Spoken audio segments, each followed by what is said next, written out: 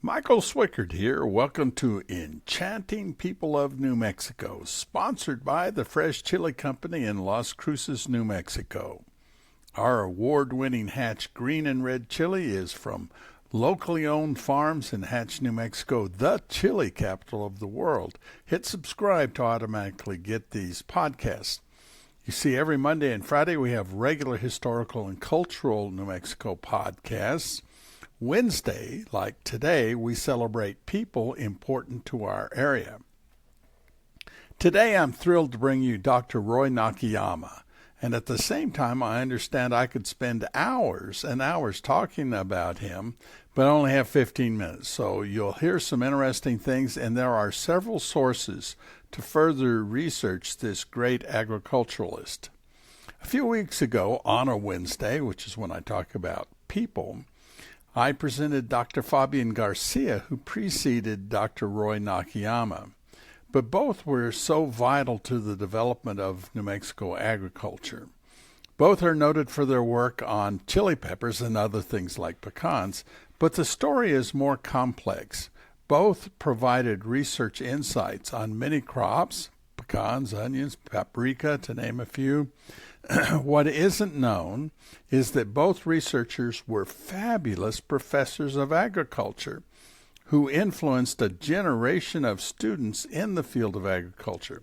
This is especially true of Dr. Roy Nakayama, who is mentioned often about his plant breeding program and research, but what I have noticed is the students who were inspired by his teachings, and I've known a couple of them.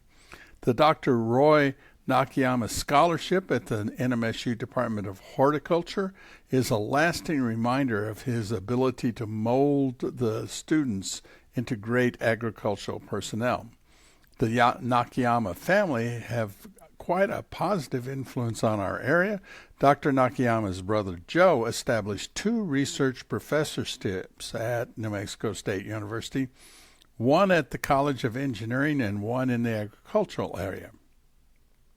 Now, Dr. Roy Nakayama, before he was doctor, was born in the Salem Colony area just north of Las Cruces and worked on the family farm when he was growing up, selling vegetables locally under the Naki label. At Union High School in Las Cruces, that's where I think that you see that with all of the courthouse now, but that was Union High School. Roy showed lambs and he judged dairy cows, was part of the 1938 winning team at the Southwestern Livestock Show. Quite an honor. He was one of 8 children from parents who had immigrated to the United States from Japan. The Nakayama family has been part of the agricultural scene in southern New Mexico for generations.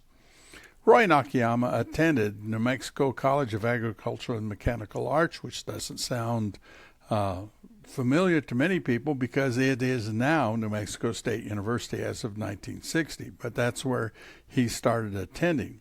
He was there for a couple of years, and then the Second World War broke out. When it did, he enlisted in the Army. He was a small in physical size and was quite intellectual, so he was part of the administrative team as a soldier. Unfortunately, he was captured by the Germans and spent 7 months as a prisoner of war in very harsh conditions. When liberated, he only weighed 87 pounds, and for the rest of his life, he was very bothered by cold weather and had lost his ability to do hard physical labor on the family farm. Even worse, due to his Japanese heritage, even though he was born in New Mexico and he had served his country honorably in the U.S. Army, he was discriminated against when he returned to college with the intention of finishing his Bachelor of Science degree in agriculture. Initially, when he first got here, he was not allowed to register. Fortunately, some of his former professors took up the cause and convinced the college that they should let him attend. It was granted. Dr. Nakayama was quite sensitive his entire life to racism and always championed students. The official president of the college at the time was Army General Hugh Milton II, who was not at the campus due to his military assignments, and it was Dr. John Branson, Dean of Arts and Sciences. He was the acting president, and it's my understanding he acted quickly when he heard about it to make sure that Roy Nakayama could attend, and importantly, this was important, that he was welcomed home from his service in the military. Again, the racism against Nakayama made him a champion of students who were struggling and a champion of students from all over the world. During his time at NMSU, the number of foreign agricultural students increased dramatically, and the research done at NMSU therefore was spread all over the entire world. Michael Swickard here, Enchanting People of New Mexico. Each Wednesday we do this podcast about people special to New Mexico. Hit subscribe to automatically get these podcasts.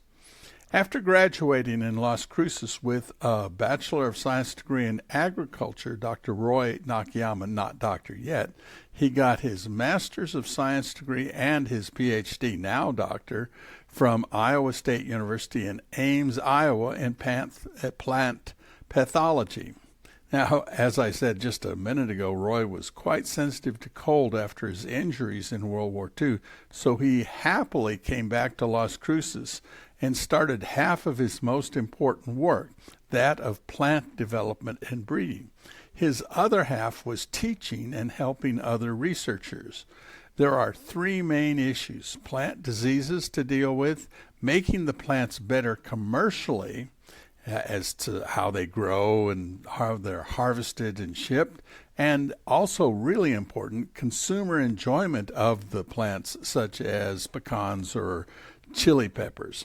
An example, New Mex Big Jim chili was developed by Dr. Roy Nakayama and is to this day very popular in New Mexico restaurants and homes, very popular in my home, I would tell you.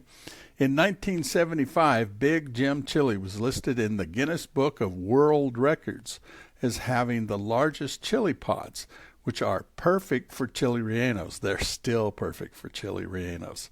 It may not be the biggest one now, but it's still very good. It is a hybrid of New Mexico chili peppers at that time and a Peruvian pepper that Nakayama and a fellow researcher, Jim Lytle, had combined.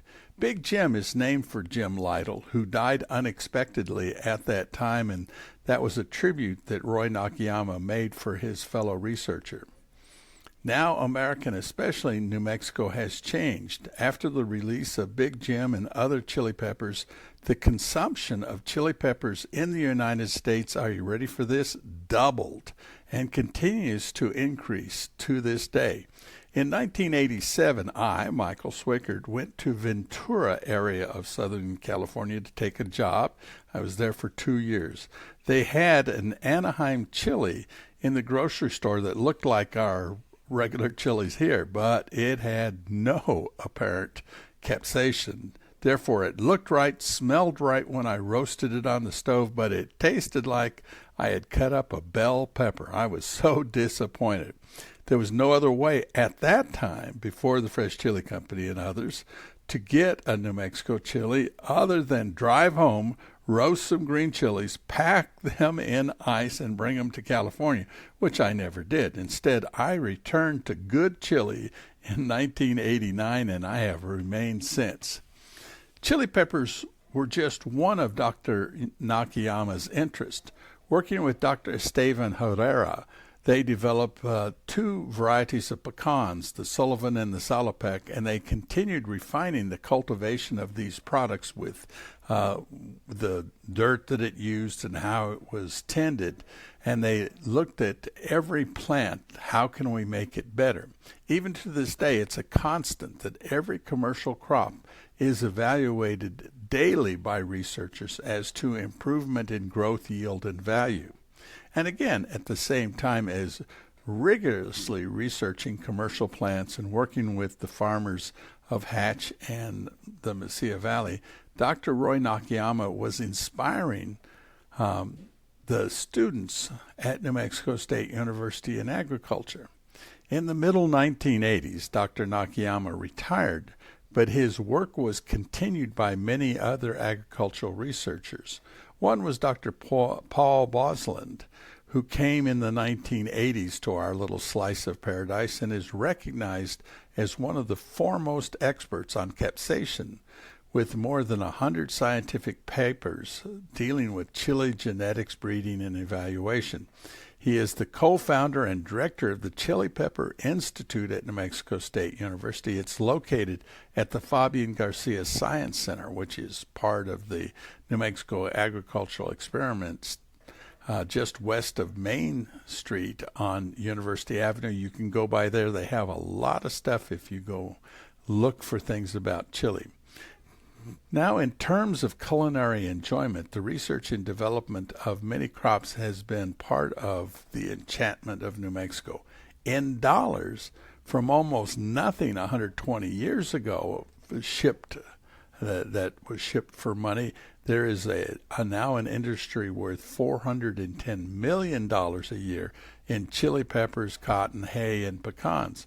Along with that is the small and middle-sized farms that employ many New Mexicans to gather and work the crops. More importantly, over the years and the millions of sessions of research, the ability to improve crops has been forefront in the industry. One of the recipients of Nakayama's work is onions, specifically what we call sweet onions. It all began in Georgia in the 1930s when a farmer there noticed some of his onions were not as pungent. And over the years, the onions were deemed sweet onions when they're not so pungent. Well, so fast forward to New Mexico State University and their research in sweet onions. They call it New Mex sweet onions, which make up about 10% of the onions grown in New Mexico. Again, these are not as pungent, and some people prefer that. Again, going back to Fabian Garcia and Dr. Roy Nakayama, who formed a bond with the research and commercial farmers, that they put together not only what they were researching, but the needs and what the commercial farmers were thinking. And one other group, the students of these great men, who themselves became agricultural icons. I've been blessed to know several who said it was the teaching of Dr. Roy Nakayama that had the greatest effect every day they teach. It's a conduit from Nakayama to their students and beyond. We are so blessed that the Nakayama family moved here and that Roy Nakayama was a researcher and a professor here. Let me speak a little bit about our sponsor, the Fresh Chili Company in New Mexico. In the next month, the 2023 Big Jim, you just heard about Big Jim, Hatch Green Chili will be available in a jar. It's a special reserve release of Hatch Green Chili Veritable Big Jim in a 16-ounce jar. Veritable means the product will be only made with Big Jim. A lot of the chili you get is a combination of things, but no, this is going to be just Big Jim, which is sweet and has a medium heat level. Medium is the heat level I like, even though I've eaten chili all of my life so far. The harvest of the Big Jim crop is expected in the middle of August, and the first jars a few weeks after that. You can pre-order some if you want at the Fresh Chili Company, freshchilico.com. Now I want to tell you about something that they're about to put on the shelves at the Fresh Chili Company. And yes, I've had an advanced taste of a jar which went fast in my household. It is Hatch Sweet Onion Dressing. Everyone knows that Hatch Valley is renowned for its chili since it's the chili capital of the world. Onions from Hatch Valley and the surrounding fields are some of the sweetest of all well-known varieties, sweeter than most. This Hatch Sweet Onion Dressing combines these Hatch Sweet Onions with avocado oil and our very own green chili Dijon mustard to create a dressing that is so good you can marinate or baste with it, and at the same time you can douse your salads and fruit with it. Coming very soon. I certainly will mention on these podcasts when it's on the shelf and ready to be ordered. Michael Swickert here. It's the Enchanting People of New Mexico. Thank you for your time. We'll always have news and stories about New Mexico for these podcasts. If you have something you want me to talk about in a future podcast, you can write to Michael at freshchilico.com. Same's true if there's someone you would like me to talk about that you think is important to our little slice of paradise. I will talk about that person too. Have a great rest of your day. Oh, and yes, eat plenty of that good Hatch Valley chili. Like I always say, some chili is good, more is better. Bye for now.